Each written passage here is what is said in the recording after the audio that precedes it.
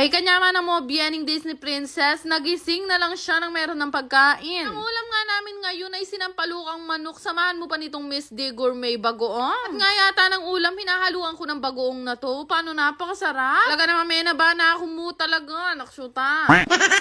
Pero pera biro, manya-manya talaga yung bagukain niya. Na-miss nga yung timpla niya at hindi talaga siya malansa. Hindi kasi siya mabaho, yung ibang bagok kasi, Diyos ko, babaw lang kay.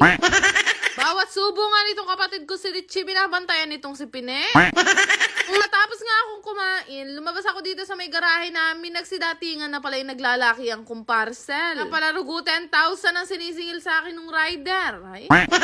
Bumili nga ako ng drawer na pwedeng paglagyan ng mga pagkain namin. Ano ba naman, nakakahon na ganyan, hindi nakaka-aesthetic, naksuta. Isipin mo naman, kukuha ng pagkain ng isang Disney princess tapos sa kahon nakalagay, ay? Cannot be! Naman na yan, menutang ko pa kang bebo para makabili nga ako nitong mini pantry na drawer. Naman siya masakit gawin at nakakatuwa nga nung nailagay ko na dito yung mga pagkain. Ay ba? O diba, hindi na nakakahiyang i-display ngayon, naksyuta? Yung pricing nga lang ang halaga nito dahil umaabot yata ng 2,000 yung presyo. At silly kainin. Pero okay na rin at wala na akong magagawa dahil nandito na nga. At least hindi sa kahon nakalagay.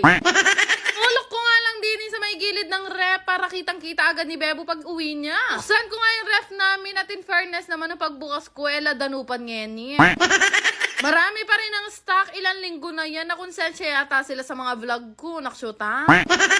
Konti pa nga lang ang nababawas, kaya konti na lang ulit yung in-refill ko ngayong araw. Lakad nga sana ako ngayon at nung lumabas ako, Diyos ko, bala mo haunted housing sa akin ko.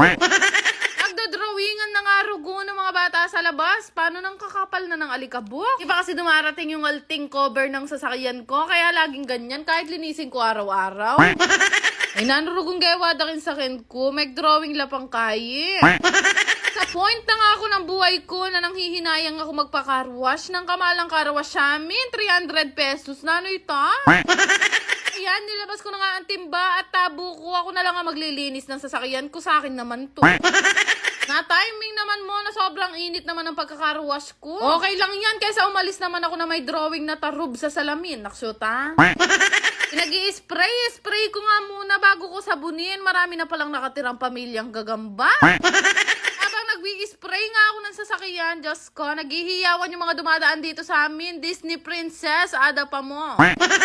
Isip siguro nila, akala ko ba Disney Princess yun at nagkakarwash. Siyempre, napakarami kong talent at racket. Hindi naman ako pinalaki ng sex bomb para hindi lumaban.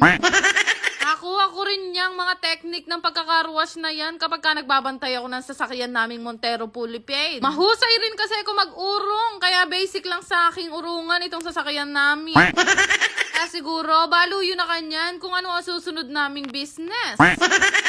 Oras nga na nagkakarwash ako dito, siguro alauna nga ng hapon. Lahat nga ng tao na mamahinga sa loob ng bahay at naka-aircon at ako nang gagawang ko ngayon. Alam niyo naman ang Disney Princess nyo, hindi sanay nang hindi nakakahanap ng pagkakapaguran niya. Awang-awa na kasi ako dito sa sasakyan namin na to. Tapos naisip ko, wala pa rin palang pangalan hanggang ngayon. Habang nagkakadkad nga ako ng mga putik at takla dito sa gulong, naisip-isip ko, meron na pala ako naisip na pangalan. Ilang linggo na rin kasi kung Bloom. Sobrang nakakahiligan ko talagang panoorin ng mga Bini PH. Ang bias ko nga doon ay si Stacy, kaya ang pangalan ng sasakyan ko na to, Stacy. Ay, Diyos ko, 3 taon na siyang nasa amin, ngayon pa lang siya nagkapangalan. Please, may fresh siya, Stacy, ho? Matapos ko nga kayurin lahat ng putik, binombet ko na nga ng malinis na sabon, tapos pinatuyo ko na rin. Di lang nga ako marunong mag-wax ng sasakyan, pero sige, manalbekon tutorial po, tanen. Kaya rin nga noon, chinek ko naman dito yung loob, pero yung loob niyan mabango at malinis. Di ko rin kasi ito kadalasan nagagamit dahil mas gusto ko nga maging passenger princess. Siyempre Disney princess ako, naksyuta. Ayun nga, wala naman ako no choice. Iniwan ako ni Bebo, kaya ako nga magdadrive papunta lang nga palit ngayon. Pero kahit malinis na nga itong loob ng sasakyan, nilinis ko pa rin at binacuum para siguradong walang problema. Speaking of problema, yan na nga ba sinasabi ko, yung aircon namin, barado na naman. I-vlog ko na nga sa inyo nung nakaraan na tumutulo nga yung aircon namin, tas ngayon tumutulo na naman. Ay, Diyos ko. Nakasawa na yung aircon na ini, sali na ako mong bayong bale. Chares! Nakisabay pa talaga siya sa napakainit na panahon, kaya wala kaming aircon ngayon. Lagi kasi nababaraduhan nga yung hose daw ng aircon namin. Paano ba naman kasi ng karaming ang truck dito sa amin? Nga ngalikabuk, liklak na nga ning aircon na yan. Naksyuta. Sobrang init na nga at hindi ko na talaga kinakaya ang init dito sa loob ng bahay dahil nga hindi kami naka-aircon. Diyos ko, nag-decide na ako na umalis na at gumayak na. Bilis ko nga nakaligo, nakuha ko pa talaga magkulot sa init ng panahon na yan. Pero syempre, hindi tayo pwedeng umalis na hindi tayo mukhang Disney princess. Nga ako nag-makeup pero at least mabango ako gamit ang presya ng Mystery Scent. Shake nyo nga lang siya bago nyo siya gamitin. Prove nga nila yung amoy nito at gustong gusto ko nga yung bagong amoy niya. Akin nga 3 to 5 hours na rin ang tinatagal ng amoy niyan. Ramdam ko nga mas malamig pa dito sa sasakyan kaysa sa bahay namin. Bilin ko na nga lang yung bahay kay Ate Len tapos umalis na ako at naglago-lago ako dito sa sasakyan. O diba, kung umalis ako kanina nang hindi nagkakarwash ng sasakyan, de lagu-lagu ako, tapos may nakadrawing na tarub sa bintana. Ay, Diyos ko.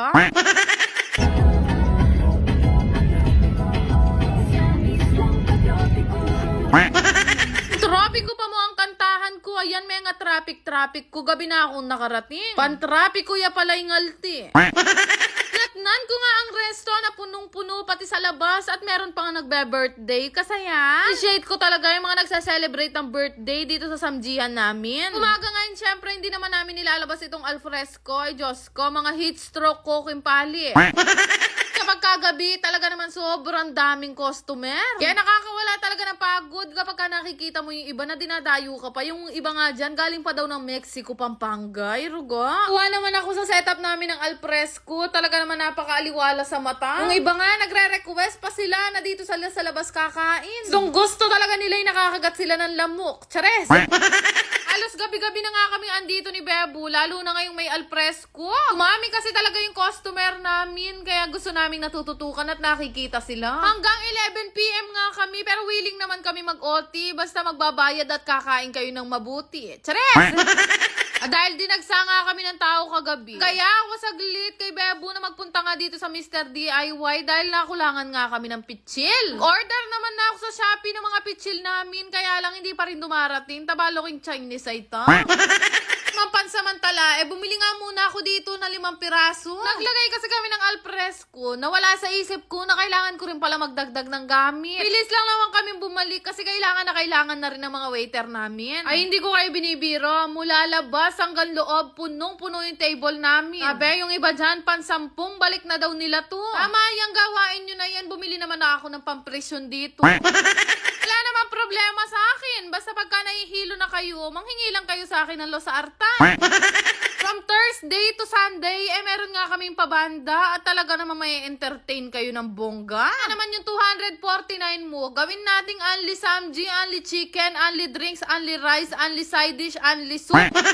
O diba, napakamura, may pabanda pa. Unlimited data lang ang wala sa amin. O nano pa pananayan mo, itag mo na yung manlilibre sa'yo, naksyot ha? Yan lang naman, salamat! Share nga pala ako sa inyong laro at paalala lang, ito ay para lamang sa mga nakakatanda at mahigpit na ipinagbabawal sa bata. Nga pala yung Ace Game na makapagre-register kayo gamit yung link na makikita nyo sa comment section ko. Dali lang naman mag-register, sundan nyo lang yung ginawa kong step at ilalagay nyo lang yung referral ID na makikita nyo rin sa comment section. Pwede nga kayo mag-cash in gamit ang mga GCash, tapos marami na rin kayo laro na pwedeng pagpilian dito. Kaya nga sa Periaan, meron din ditong color game na madali lang din manalo, pero syempre libangan lang to. Kaya kung wala kang extra, huwag ka na muna maglaro. Bukod nga sa color game, marami kayong pwede pang pagpili ang laro dito. Kagaya nga nitong Super Ace. Madali lang naman tong laruin. Pindot-pindot ka lang, tapos pwede ka na rin manalo. Kagaya nga nito. Syempre, gaya ng ibang laro, meron ding naman natatalo at meron nananalo. Swertihan lang talaga. Mga napanalunan nyo, pwede nyo na rin withdrawin gamit ang inyong mga GCash account number. Alala lang, ito ay libangan lang at bawal sa mga bata, ha? Kung gusto nyo rin maglaro, yung link makikita nyo sa comment section. Go!